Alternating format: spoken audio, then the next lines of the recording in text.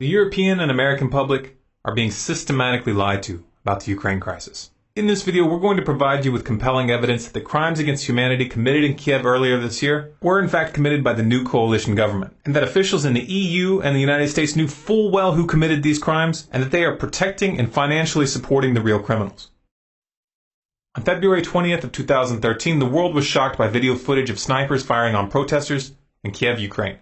21 people were murdered, and it was widely assumed that President Viktor Yanukovych and his supporters were behind the attacks. However, a phone conversation between EU Foreign Policy Chief Cathy Ashton and Estonia's Foreign Minister Urmas Paet, which was leaked to the public on March 5th, reveals that the snipers were actually from the new coalition government, and that Western diplomats knew this and covered it up. Yeah. So that he has some sort of, how to say, trust among all these Maidan people and civil society. And second, what was quite disturbing, the same Olga told that, well, all the evidence shows that people who were killed by snipers from both sides, among policemen and people from the streets, that they were the same snipers killing people from both sides. Well, that's. So that, and then she also showed me some photos. She said that has medical doctor. She can, say that it is the same handwriting, the same type of bullets, and it's really disturbing that now the new coalition, that they don't want to investigate what exactly happened, so that there is now stronger and stronger understanding that behind snipers it was not Yanukovych, but it was somebody from the new coalition. For some reason, the US media didn't think that little detail was worth covering. But wait, I thought the opposition protesters were just peaceful activists who wanted a chance to join the European Union. Well, yeah, that's the official narrative that the US media outlets are peddling. But the real story is far more ominous. It turns out that the most powerful and influential contingent in the opposition is a coalition of literal fascists and neo-Nazis. And they aren't peaceful. In fact, they're extremely brutal.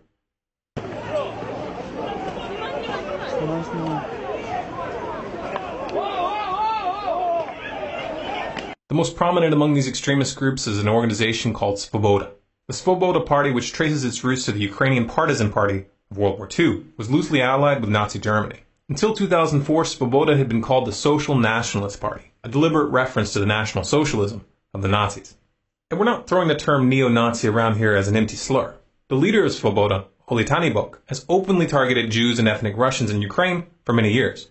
In 2004, he was kicked out of Viktor Yushchenko's government for a speech calling for Ukrainians to fight against a, quote, Muscovite Jewish mafia.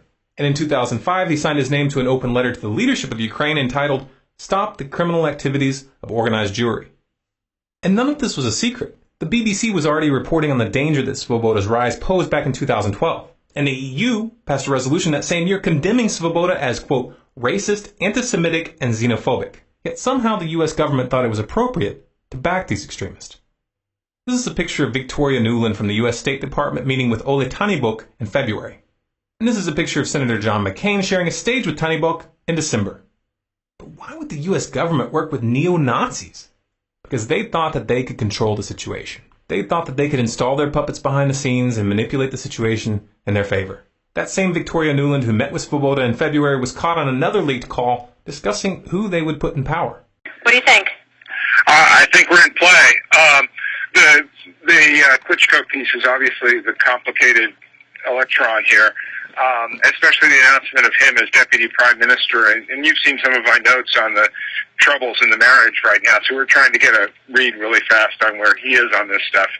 But I think your argument to him, which you'll need to make, I think that's the next phone call we want to set up, is exactly the one you made to Yats. And I'm glad you sort of put him on the spot on where he fits in this scenario. And I'm very glad he said what he said in response. Good. So I don't think Klitsch should go into the government. I don't think it's necessary. I don't think it's a good idea.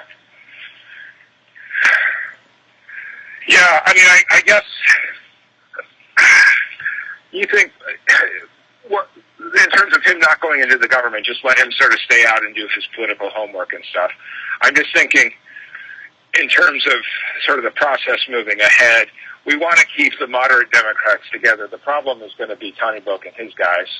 And, I'm sure that's part of what Yanukovych is calculating on all of this.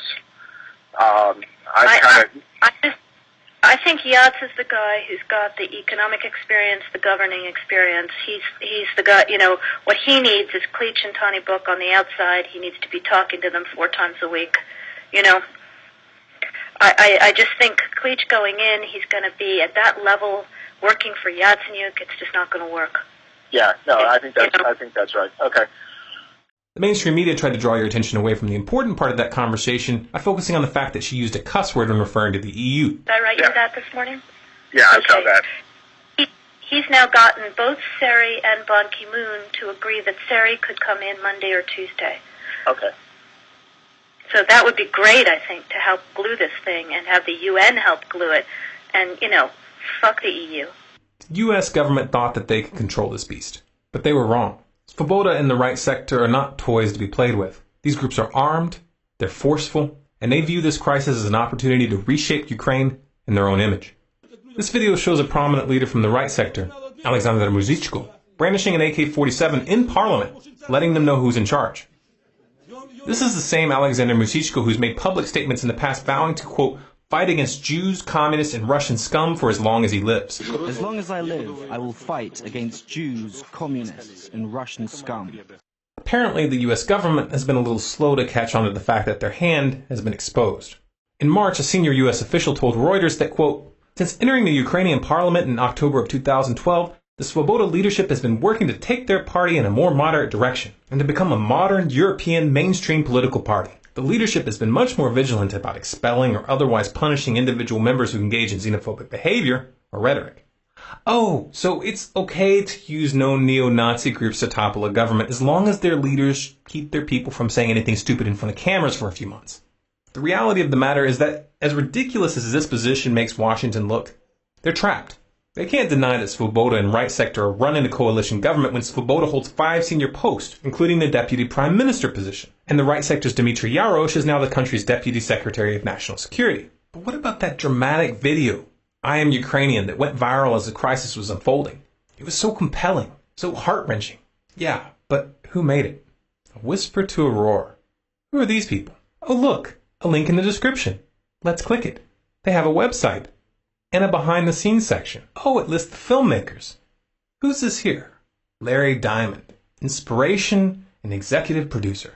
He's also a member of the Council on Foreign Relations and the National Endowment for Democracy. And he's an advisor for the U.S. State Department.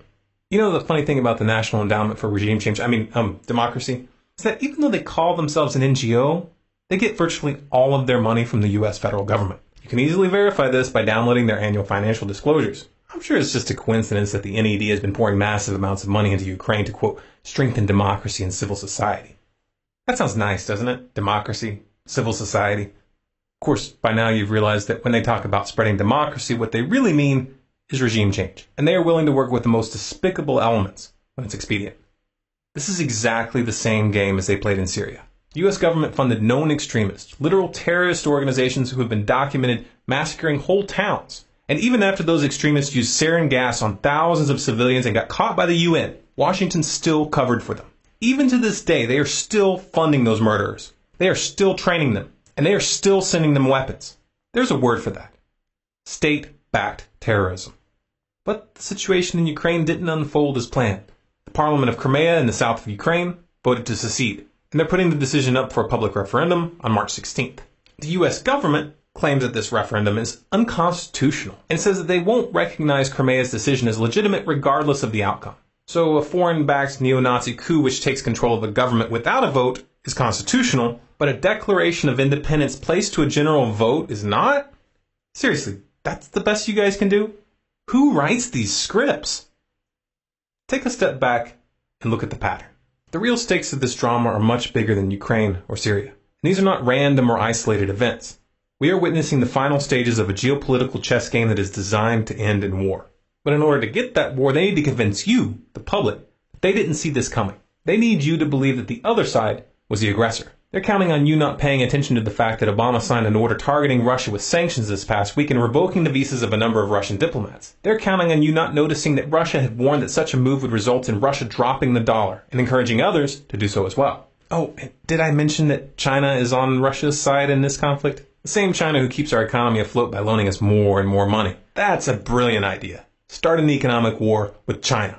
These people are counting on you to be too naive to realize that economic warfare invites physical warfare. They're playing chicken with your children's future, and they think you're too stupid to connect the dots. Prove them wrong. We highly recommend that you verify the information presented here for yourself. In the description, you'll find a link to a page on our website which lists all of our sources. If you'd like to keep up with what's really going on in the world, go to our website, scgnews.com, and sign up for email updates. If you sign up for these updates, you'll get notified of any new articles or videos that we put out. And this is important because we're able to put out a lot more content covering a lot more topics in article format than we are in video. You can also find us on Facebook, Twitter, and Google+, by searching for Storm Clouds Gathering or SCG News.